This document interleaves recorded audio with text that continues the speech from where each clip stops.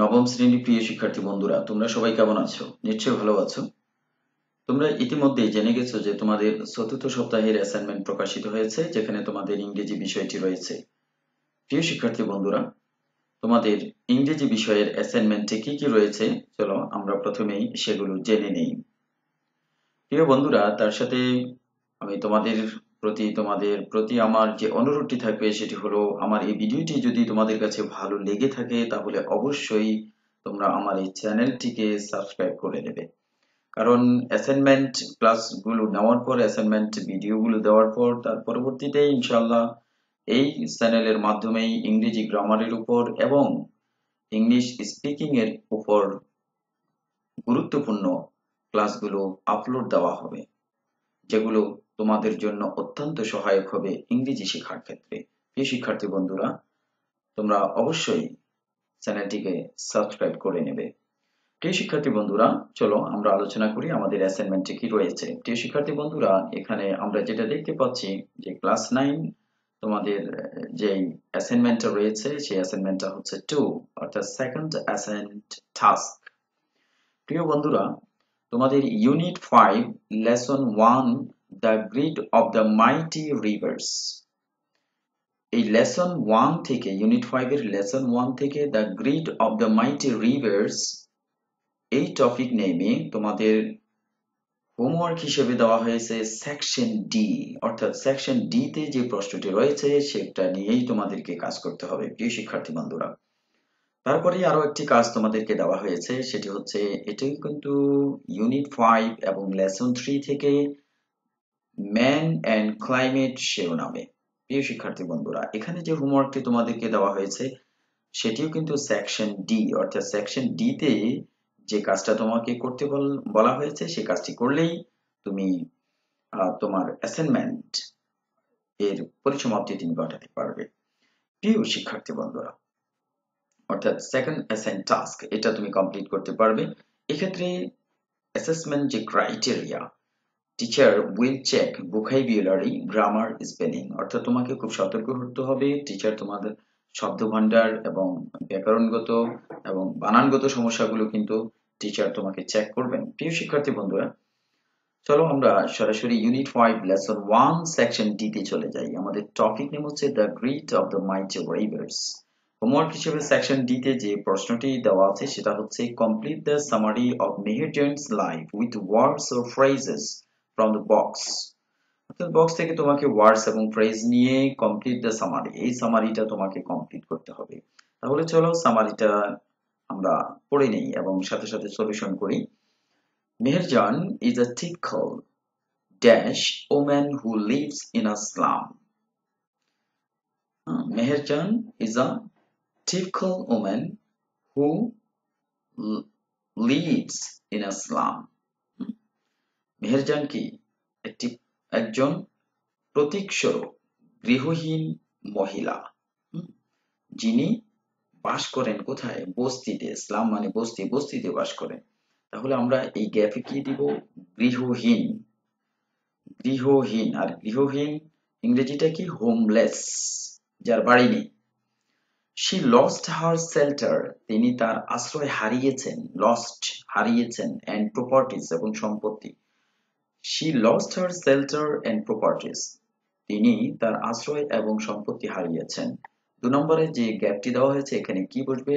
আমরা লিখেছি due to the erosion of river Jamuna, অর্থাৎ যমুনা নদীর ভাঙ্গার। যমুনা নদী ভাঙ্গা, আর এখানে আছে ড্যাশ, তাহলে কি হবে? আমাদের বক্স থেকে আমরা কি নিয়ে নেব? Due to. ডিউ টু মানে কারণে। Due to the erosion of river Jamuna, Jamuna নদীর ভাঙ্গার কারণে তিনি কি করেছেন? তার আশ্রয় এবং সম্পত্তি হারিয়েছেন। তাহলে এখানে অ্যাপ্রোপ্রিয়েট যে ফ্রেজটা সেটা হবে কি? Due to. আশা করি বুঝতে পেরেছো প্রিয় শিক্ষার্থী বন্ধুরা। তারপরেই রয়েছে she also lost her family, তিনি কিন্তু তার পরিবারকেও হারিয়েছেন। Her husband had died of diseases caused by poverty and shortage of food. Her husband, তার স্বামী, had died, মারা গিয়েছেন, of disease, রোগের কারণে, caused by poverty, দারিদ্রতার যে কারণে, দারিদ্রতায় সৃষ্ট রোগের কারণে তার স্বামী মারা গিয়েছেন।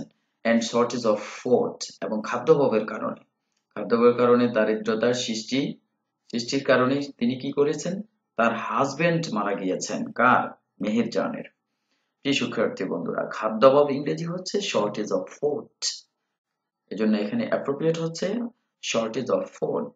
নাও, এখন she is only a slum dweller, তিনি এখন শুধুমাত্র এ স্লাম ডুয়েলার, অর্থাৎ একজন বস্তিবাসী। স্লাম ডুয়েলার, ডুয়েলার মানে বাসী, স্লাম ডুয়েলার বস্তিবাসী।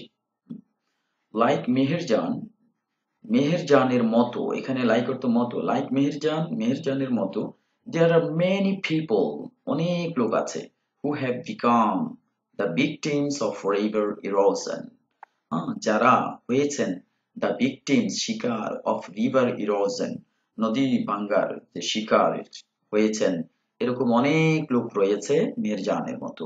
তাহলে এখানে become the victims of river erosion, তাহলে এখানে সঠিক শব্দটি হবে ভিকটিমস মানে শিকার।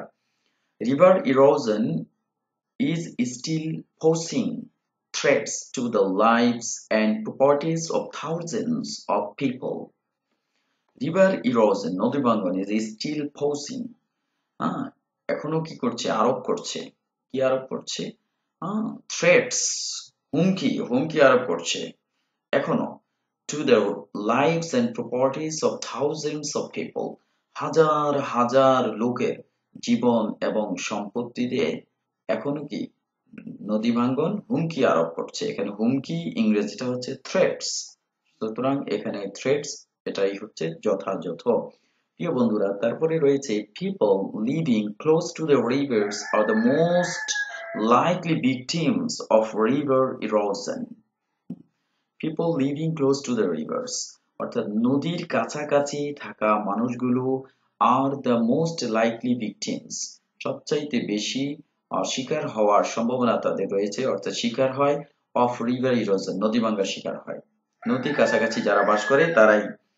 Each year about 1 lakh people become homeless due to river erosion in Bangladesh.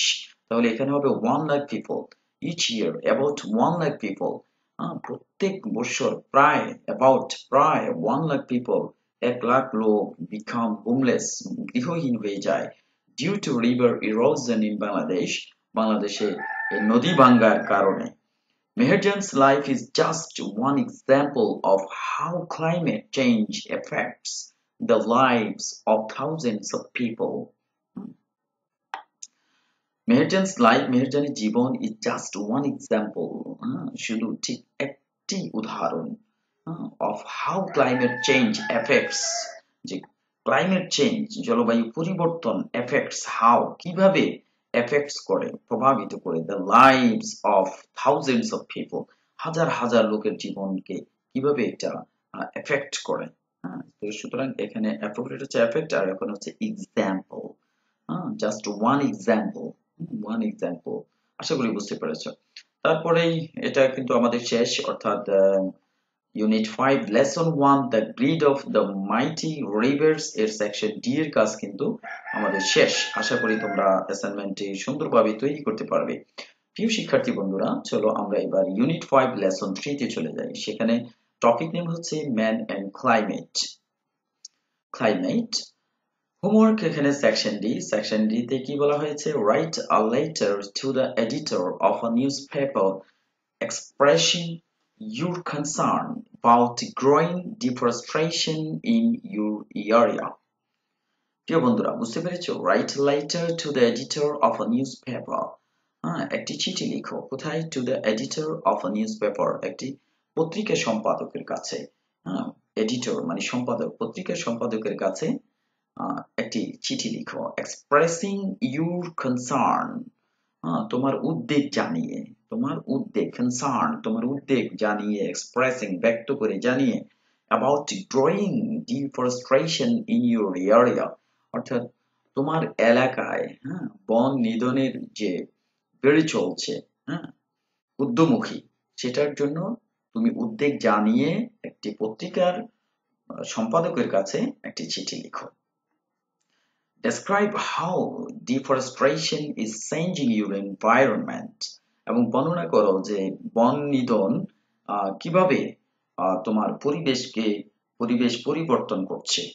Also suggest what actions could be taken to stop cutting down trees এবং suggest করো also suggest করো what actions could be taken কি কি পদক্ষেপ নেওয়া যেতে পারে to stop cutting down trees গাছপালা কাটা বন্ধ করতে কি কি উদ্যোগগুলো নেওয়া যেতে পারে, কি কি অ্যাকশন গুলো নেওয়া যেতে পারে।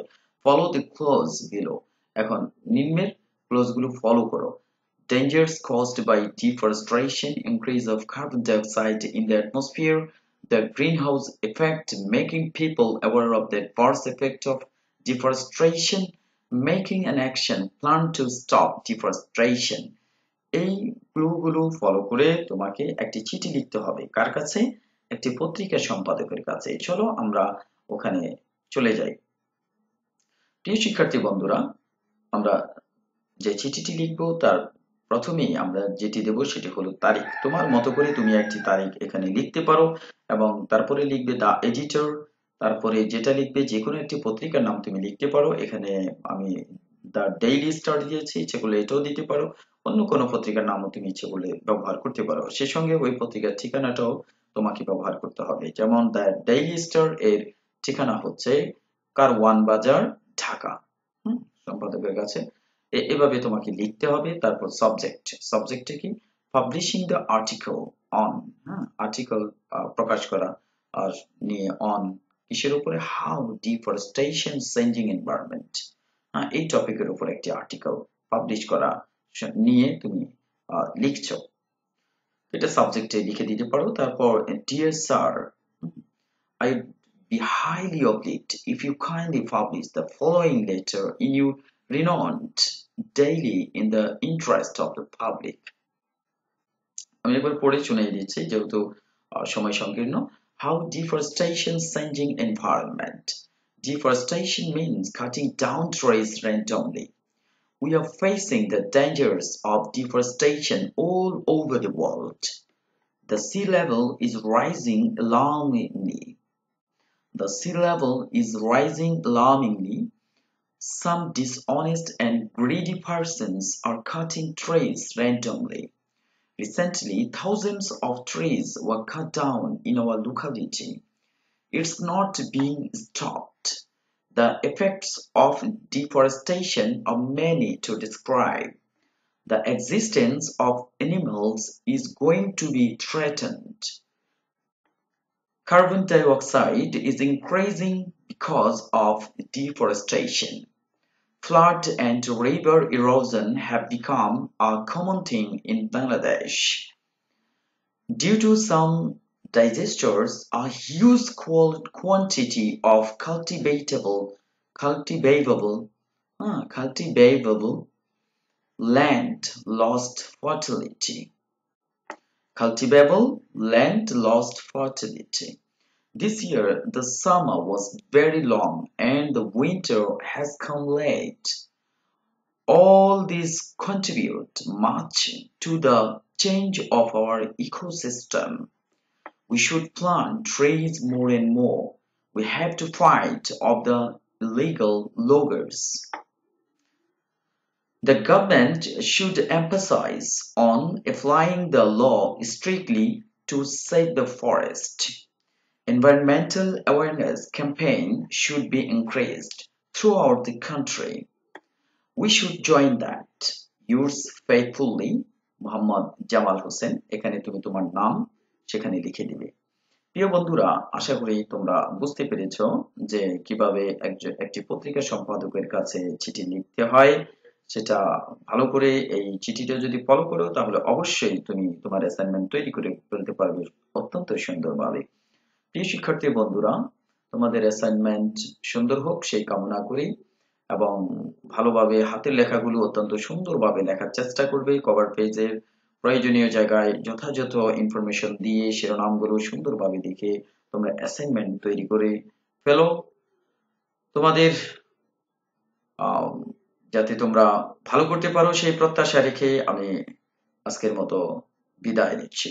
আর আমার এই চ্যানেলটিকে সাবস্ক্রাইব করে নেওয়ার জন্য আবারও তোমাদের প্রতি অনুরোধ রইল।